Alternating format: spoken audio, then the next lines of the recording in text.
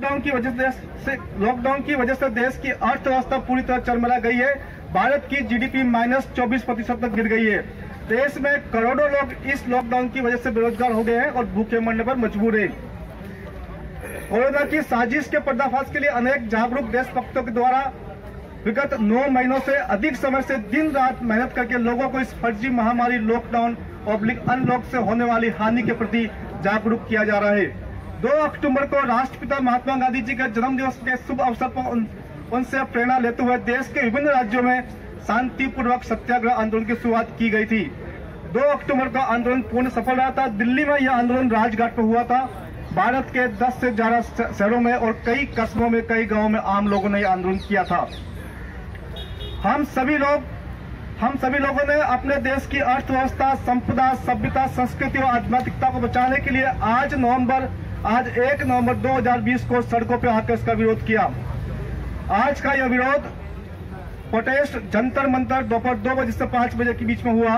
साथ ही देश के कई शहरों में, खासतौर से दिल्ली, मुंबई, राजकोट, सूरत, पटना, रायपुर, कोलकाता, बंगलौर, रांची, उत्तराखंड, हरियाणा, झारखंड, अन्य कस्बों, अन्य गांवों में हुआ और जिसमें देश के भ्रष्ट मीडिया और विभिन्न सरकारों के खिलाफ प्रदर्शन किया गया।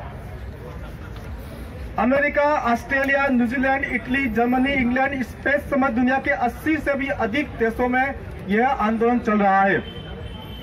इस फर्जी महामारी और लॉकडाउन के खिलाफ लोग अपने अपने देशों में सड़कों पर हैं। ऐसे बहुत सारे बिंदु हैं जिससे यह साबित होता है कि यह महामारी फर्जी है। पहला, जो टेस्ट 50% तक गलत है, इसका टेस्ट 2% से 50% गलत है। आप देखिए, अनानास का सैंपल पॉजिटिव आया है, चिड़िया का सैंपल पॉजिटिव आया, यहाँ तक कि इंदौर में साधारण पानी का सैंपल पॉजिटिव आया है। उस टेस्ट के आधार पर आइसोलेशन करना, क्वारंटाइन करना कैसे किया जा सकता है? तंजानिया में बकरी, पपीता, अनानास का सैंपल पॉजिटिव आने के बाद वहां के राष्ट्रपति ने WHO को बाहर कर दिया।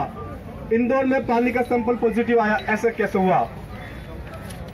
यदि अन्य बीमारी को निकाल दिया जाए तो कोरोना से होने वाली मृत्यु दर केवल 0.1% या इससे कम है। इटली की सरकार की वेबसाइट को देखेंगे, वहां स्पष्ट लिखा हुआ है कि केवल कोरोना से मरने वाले की मृत्यु दर 0.1% है। एक और महत्वपूर्ण सबूत हमारे पास है, इस बीमारी के डायग्नोस्टिक किट किसी बीमारी को डायग्नोस करने का जो किट है, उस किट को सरकार ने 2017 में 2018 में ही परचेज कर लिए थे। जो बीमारी 2019 में विकसित हुई, भारत में 2020 में आई, उसके डायग्नोस्टिक किट, उसके दूसरे जरूरी सामान भारत ने 2017-2018 में ही आयात कर लिए। ये कैसे संभव हुआ? लोग स्वस्थ हैं, उनकी जबरदस्ती टेस्टिंग की जा रही है। आदमी टेस्ट कराना नहीं चाहता है, जबरदस्ती टेस्ट कर रहे हैं। टेस्ट के बाद मालूम चलता है कि यह व्यक्ति बीमार है या ये महामारी है। लोग अपने घरों में नहीं मर रहे हैं। महामारी होती है तो लोग घरों में मरते हैं। यहाँ पर तो जो हॉस्पिटल जा रहा है वो मर रहा है। इसका मतलब महामारी से कोई नहीं मर रहा है, इसके इलाज से मर रहे हैं।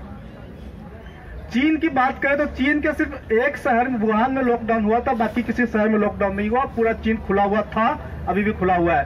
भारत के हर नगर में, हर शहर में, हर गांव में लॉकडाउन हुआ। WHO को parliamentary assembly council of Europe ने जांच की थी 2009-2010 में। स्वाइन फ्लू को इन लोगों ने पेंडेमिक घोषित किया था।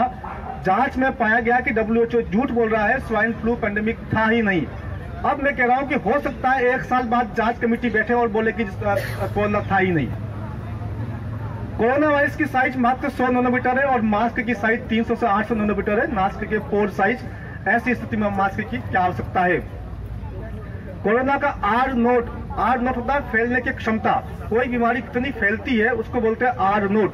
कोरोना का आर नोट 2.2 है, मिजल्स का आर नोट 5 से 20 है और टीबी का आर नोट 12 से 18 है। ऐसी स्थिति में कौन सा ज्यादा खतरनाक है? मीडिया और सरकार के अनुसार इसका कोई इलाज नहीं हो रहा है। इसका कोई इलाज नहीं है। मीडिया कहती है इलाज नहीं है, सरकार कहती है इलाज नहीं है। तो इसके इलाज में लाखों रुपए का बिल कैसे आ रहा है? जिसका इलाज नहीं है उसका लाखों का बिल कैसे आ सकता है? कई लोगों पे खतरनाक और जानलेवा दवाइयों का ट्रायल चल रहा है। रेमडेसिविर है, इंटरफेरोन बीटा 1 अल्फा है, हाइड्रोक्सीक्लोरोक्विन है। ये बहुत ही खतरनाक दवाई है, इन दवाइयों से मरते हैं। हाइड्रोक्सीक्लोरोक्विन का साइड इफेक्ट होता है कि वो दिल की धड़कन को कम कर देता है। कभी कभी वो इतना कम कर देता है कि धड़कन बंद हो जाती है। उसकी धड़कन बंद होने से व्यक्ति मरता है। तो जिसको कोरोना पॉजिटिव है उसको हाइड्रोक्सीक्लोरोक्विन देते हैं और वो हाइड्रोक्सीक्लोरोक्विन से मरता है, कोरोना से नहीं मरता है। भिखारी हमारे देश में जगह जगह भिखारी है, सबसे अधिक असुरक्षित वातावरण में रहते हैं। अगर कोरोना से लोग महामारी होती तो भिखारी की मौतों की संख्या हजारों में होती। एक महत्वपूर्ण बात है, इसी कोरोना कालखंड में देश से लाखों बच्चे गायब हुए हैं।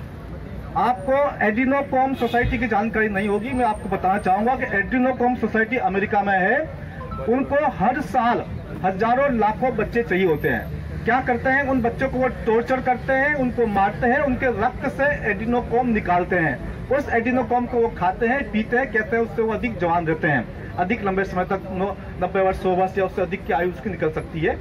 उस एडिनोकॉम की आवश्यकता के लिए जगह जगह बच्चों को टॉर्चर किया जाता है। टॉर्चर किस लिए किया जाता है कि जिस बच्चों को जितना अधिक टॉर्चर किया जाएगा उसके शरीर में उतना ही अधिक एडिनोकॉम रक्त में आएगा।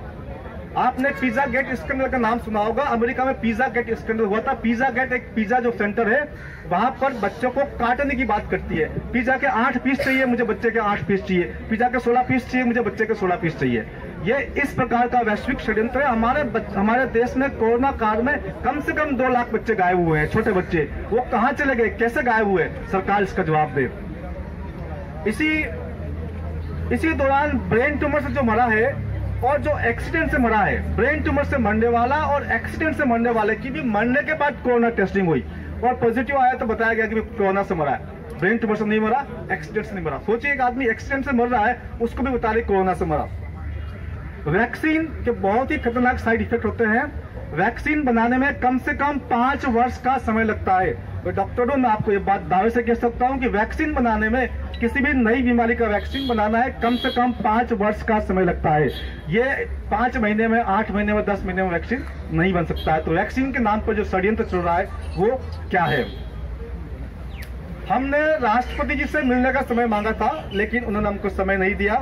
देश की सरकार से हमारी मांग है कि देश में लॉकडाउन, अनलॉक, कोरोना के नाम पर लगाए गए अन्य प्रतिबंधों को तुरंत समाप्त किया जाए एवं कोरोना से पहले वाली स्थिति को तुरंत प्रभाव से बहाल किया जाए। सभी तरह के यातायात सामान्य किए जाए। प्रत्येक नागरिक को बिना किसी प्रतिबंध के काम करने दिया जाए। अनावश्यक कॉलर ट्यून, अनावश्यक मास्क, अनावश्यक सामाजिक दूरी, अनावश्यक वैक्सीन को तुरंत बंद किया जाए। ये होना चाहिए। दोबारा लॉकडाउन नहीं लगाया जाए। वैक्सीन सर्टिफिकेट जैसे वाहियात प्रतिबंध न लगाया जाए। हेल्थ आईडी और सबको डिजिटल आईडी को प्रतिबंधित किया जाए। ट्रैकिंग ऐप बंद किया जाए। भ्रष्ट मीडिया को दंडित किया जाए। ये जो ट्रैकिंग जो ऐप बता रहे हैं ना, ये जो ऐप बनाए इन लोगों ने, ये ऐप नहीं है, ये आपको ट्रैक करने का तरीका है। ट्रैकिंग नहीं है, ट्रैपिंग ऐप है आपका। अगर सरकार हमारी बातों को स्वीकार नहीं करती है तो पूरे देश की जनता जल्दी ही सड़कों पर उतरकर अनिश्चित काल के लिए प्रदर्शन करने को मजबूर होगी।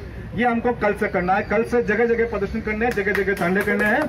हर जगह जहां भी 10, 20, 50 लोग मिलते हैं उनको समझाना है और सैटरडे संडे को खास तौर से करना है। और 30 नवंबर तक बहुत बड़ा आंदोलन इस देश के अंदर, एक बड़ा मास मूवमेंट खड़ा करना है। साथ ही आदरणीय राष्ट्र, ये बहुत महत्वपूर्ण बिंदु आपसे मैं रख रहा हूँ। साथ ही आदरणीय राष्ट्रपति जी से हमारी मांग है कि वर्तमान केंद्र सरकार एवं सभी राज्यों को, राज्य सरकारों को भंग किया जाए। और क्योंकि ये फर्जी महामारी है, एंड लॉकडाउन, अनलॉक और कोरोना के नाम पर लगाए गए अन्य सभी प्रतिबंध असंवैधानिक है, अनैतिक है, अत्याचारी है, अन्यायपूर्ण है। यदि ऐसा नहीं किया गया तो हम लोग केंद्र सरकार और राज्य सरकार के खिलाफ सभी सबूतों के साथ FIR दर्ज कराएंगे।